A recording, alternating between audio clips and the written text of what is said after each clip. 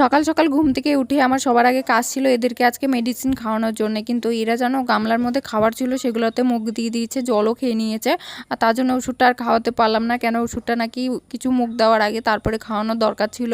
তার জন্য ভাবলাম চলো আজকে তো আর খাওয়াতে পারলাম না, আজকে খাবারটা দিয়ে দিই, যেহেতু সারা রাত কিছু খাই না। খিদেতে দেখো পাগল হয়ে গেছে, ওরা একদম পাগল বানিয়ে দিচ্ছিলো আমাকে। তার জন্য কিন্তু আমি খাবারটা মেখে নিচ্ছি। আর আমার মুখের এই অবস্থা কেন জানো, কালকে এক জায়গায় ঘুরতে গেছিলাম, সেই কারণে কিন্তু আমার মুখের মেকআপটা রয়েই গেছে, উঠেনি। তোমরা আবার ভেবো না সকাল সকাল এইভাবে কে সাজে।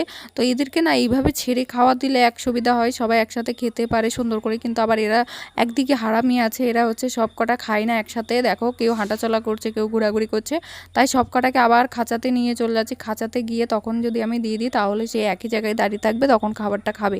হাঁসের রোগ হয়ে গেছে, অনেক কটা হাঁস মারা যাচ্ছে, তার জন্য কিন্তু কালকে মা মেডিসিন এনেছিল, খাওয়ানোর কথা ছিল, সকালে খাওয়াতে পারলাম না। তো খাওয়ানোর পরে দেখো সব পরিষ্কার করে নিচ্ছি, এখন ওরাও চুপ